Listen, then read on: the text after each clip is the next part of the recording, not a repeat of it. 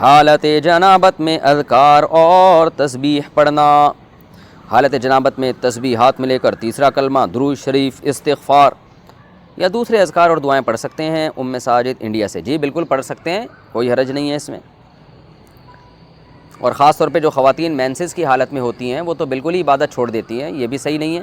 بھائی نماز اور تلاوت نہیں کرنی، باقی عبادتیں تو کریں، تسبیحات پڑھیں، دعائیں مانگیں اللہ تعالیٰ سے۔ اچھا، ناپاکی میں قرآن کی آیت پڑھنا، یہ سوال پوچھا ہے، یہ پوچھنے والے نے نام ہی نہیں لکھا۔ کیا ناپاکی کی حالت میں قرآن کی آیت پڑھ کر دعا کر سکتے ہیں یا نہیں؟ نیز بغیر وضو کے قرآن کی آیت پڑھ سکتے ہیں یا نہیں؟ بغیر وضو کے تو بہرحال قرآن پڑھ سکتے ہیں، البتہ ناپاکی کی حالت میں قرآن کی تلاوت جائز نہیں ہے۔ البتہ قرآن کی وہ آیتیں جن میں دعا کا عنصر پایا جاتا ہے، دعا کے میننگ پائے جاتے ہیں، تو ان آیتوں کو ناپاکی کی حالت میں دعا کی نیت سے پڑھ سکتے ہیں، تلاوت کی نیت سے نہیں پڑھ سکتے۔ جیسے قرآن میں آتا ہے ربنا آتنا فی الدنیا حسنۃ وفی الآخرۃ حسنۃ وقنا عذاب النار، اب یہ دعا ہے لیکن قرآن کی آیت بھی ہے، تو آپ اسے آیت کی نیت سے نہ پڑھیں، ناپاکی کی حالت میں دعا کی نیت سے آپ پڑھ سکتے ہیں۔ اسی طرح آیت الکرسی ہے تو یہ قرآن کی آیت، لیکن اگر آپ ناپاکی کی حالت میں یعنی جنابت میں یا حیض و نفاس کی عورت اگر ہے تو حیض و نفاس کی حالت میں آیت الکرسی قرآن کی تلاوت کی نیت سے نہ پڑھے۔ ہاں وہ بطور دم کے، بطور رقیہ کے، بطور وظیفہ کے پڑھ سکتی ہے وہ۔ اسی طرح سورہ فلق، سورہ ناس ہے، آپ دم کرنے کے لیے تو پڑھ سکتے ہیں، تلاوت کی نیت سے نہیں پڑھ سکتے آپ۔ ناپاک بستر پر ناپاک کپڑوں میں تلاوت وغیرہ کا حکم، اگر بیڈ یا صوفہ وغیرہ ناپاک ہو جائے تو اس پر بیٹھ کر تلاوت کرنا، ذکر کرنا یا دینی بیان سننا جائز ہوگا یا نہیں؟ اس طرح ناپاک کپڑوں میں ان کاموں کا کیا حکم ہے؟ سلمان صاحب لاہور سے۔ دیکھیں یہ سارے کام جائز ہیں کیونکہ طہارت نماز کے لیے شرط ہے، نماز کے علاوہ عبادت کے لیے طہارت شرط نہیں ہے، لیکن یہ بہرحال ادب کے خلاف ضرور ہے کہ جگہ ناپاک ہے، آپ وہاں بیٹھ کے قرآن کی تلاوت کر رہے ہیں، ناپاک کپڑے پہن کے کر رہے ہیں، تو یہ بہرحال ادب کے خلاف ہے، اس لیے اس سے اجتناب کرنا چاہیے۔ اس سے تلاوت کی اہمیت بھی دل سے نکل سکتی ہے، اور ہاں بیان سن لیں، اگر اس کو فوری طور پر پاک کرنے میں کوئی تکلیف ہو رہی ہے تو بیان سننے میں کوئی حرج نہیں ہے، لیکن تلاوت کرنا ناپاک کپڑوں میں یہ بہتر نہیں ہے۔ ناپاکی کی حالت میں آیت کریمہ پڑھنے کا حکم، کیا آیت کریمہ کا ختم بغیر وضو کے ناپاکی میں کیا جا سکتا ہے؟ نیز کیا خواتین دوران حیض آیت کریمہ پڑھ سکتی ہیں؟ فاطمہ بیگم انڈیا سے۔ آیت کریمہ جب تلاوت پڑھی جاتی ہے نا بطور وظیفے یا دعا کے، تو اس میں قرآن کی نیت نہیں ہوتی، اور علماء نے یہ بات بیان کی ہے فقہاء نے کتابوں میں کہ قرآن کی کسی آیت کو بطور وظیفے کے یا بطور دعا کے پڑھا جائے تو وہ قرآن پھر قرآن نہیں رہتا، بلکہ وہ محض ایک دعا بن جاتی ہے، لہذا وہ ناپاکی کی حالت میں بھی پڑھی جا سکتی ہے۔ لہذا آیت کریمہ آپ اگر وظیفے کے طور پہ، دعا کے طور پہ پڑھ رہی ہیں تو یہ کام ناپاکی کی حالت میں بھی ہو سکتا ہے۔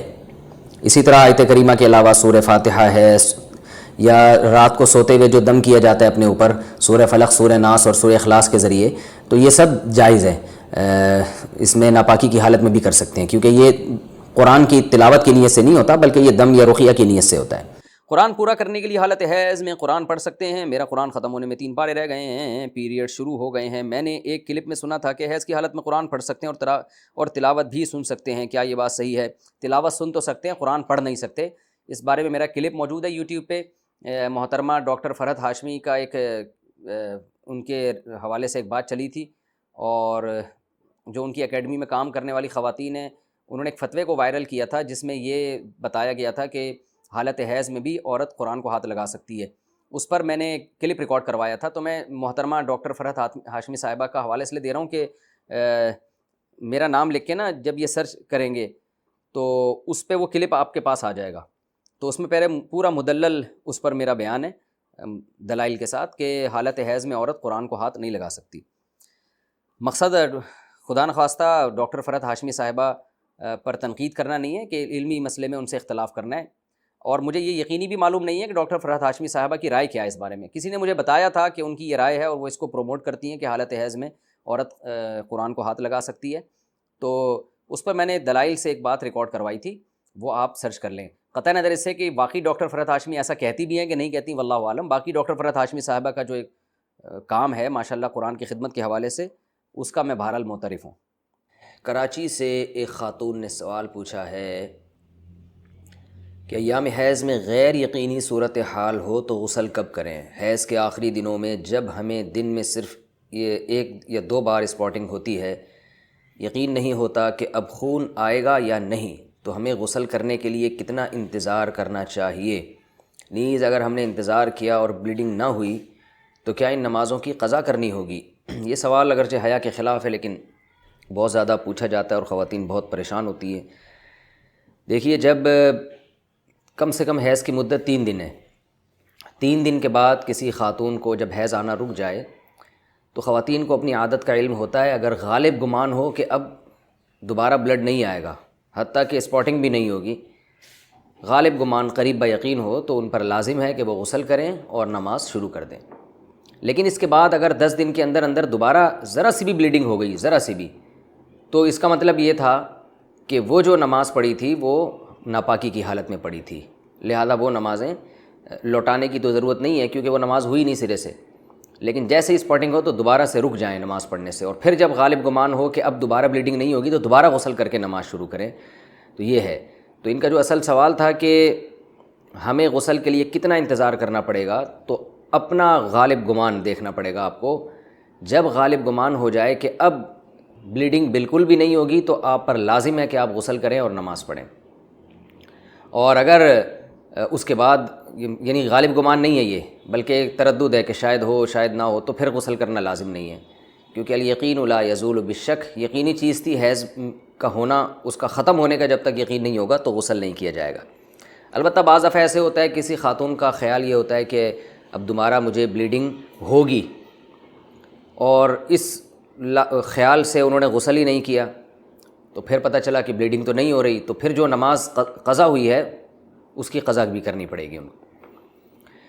خواتین کو اس کا بہت خیال کرنا چاہیے کہ جب ایام ہوں ان کے مینسز کے تو وہ نماز کی بہت زیادہ حفاظت کریں۔ قرآن مجید میں اللہ تعالیٰ کے ارشاد ہے حافظوا علی الصلوات، نمازوں کی حفاظت کرو، محافظت۔ تو محافظت اسی طرح سے ہوتی ہے، اس کا خیال کرنا پڑتا ہے۔